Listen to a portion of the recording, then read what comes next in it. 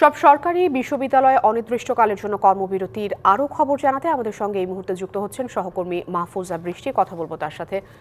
বৃষ্টি, কর্মবিরতি পালন করা শিক্ষকরা কি বলছেন, আর এই কর্মবিরতির জন্য আসলে শিক্ষা ব্যবস্থায় কোনো ধরনের প্রভাব পড়বে কিনা, শিক্ষার্থীরা কি বলছেন?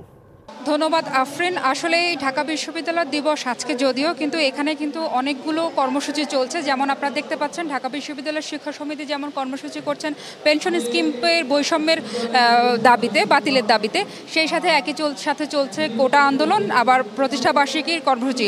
আর এই কর্মসূচি থেকে যেটা আমরা জানতে পারলাম যে এই কর্মসূচি লাগাতারভাবে তারা চলবে। যেমন পূর্বের ঘোষণা দিয়েছিলেন যে অনির্দিষ্টকালের জন্য এসব সমস্যার সমাধান না হলে, বৈষম্য যদি দূর না করা হয়, এই যে পেনশন স্কিমের যে বৈষম্যমূলক দাবি তারা জানাচ্ছে, বারবার কথা বলছেন, এটা যদি কোনোভাবে পূরণ না করা হয়, প্রত্যাহার না করা হয়, তাহলে তারা শক্ত অবস্থানে যাবেন বলে আমরা শুনতে পারছি।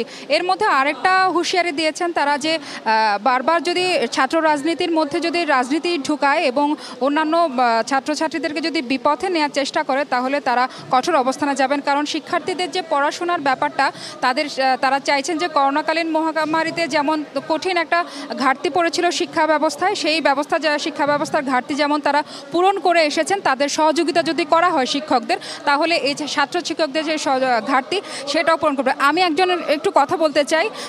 স্যার, আমরা জানছিলাম যে ছাত্রছাত্রী যারা আছে তারা বাইরে কিন্তু অনেক ক্ষোভ প্রকাশ করছিলেন এই আন্দোলনের কারণে তাদের শিক্ষা ব্যবস্থা ব্যাহত হচ্ছে। এই বিষয়ে যদি আপনার কিছু বলা থাকে। আসলে আমি এই বিষয়টির সাথে একেবারেই একমত না। ছাত্ররা ক্ষোভ করার কোনো স্কোপও নেই। ছাত্রদের যে কোনো ইয়াতে শিক্ষকরা ছিল। আপনি জানেন যে 2007-এ যে ছাত্রদের সাথে লাঞ্ছিত করা হয়েছিল, গোটা বিশ্ববিদ্যালয়ের শিক্ষকরা পাশে দাঁড়িয়ে অনেক নির্যাতনের শিকার হয়েছে। আমরা এখানে আমাদের নিজেদের স্বার্থে আন্দোলন করছি না, ওই ছাত্রদের স্বার্থেই আন্দোলন করছি, বাংলাদেশের ভবিষ্যতের জন্য আন্দোলন করছি। এই স্কেল তো আমাদের জন্য না, এই ছাত্রই তো শিক্ষক হবে। এই বিশ্ববিদ্যালয় যদি সেই বিশ্ববিদ্যালয় না থাকে, এখানে যদি কৃতি শিক্ষক না আসে, তাহলে এই বিশ্ববিদ্যালয় তো বিশ্ববিদ্যালয় থাকবে না। আমরা ওই ছাত্রদের জন্য আন্দোলন করছি, আমরা বাংলাদেশের ভবিষ্যতের জন্য আন্দোলন করছি। সুতরাং আমি মনে করি কোনো ছাত্রের ক্ষোভ প্রকাশের কোনো সুযোগ নাই, বরং ছাত্ররা আমাদের সাথেই আছে। ধন্যবাদ আপনাকে। আফরিন, আপনি শুনতে পাচ্ছেন যে শিক্ষকদের মতে ছাত্রদের কোনো রকমের কোনো বৈষম্য করছে না তারা। যতটুকু সম্ভব এই আন্দোলন ছাত্রের জন্য, শিক্ষকের জন্য, সবার জন্যই।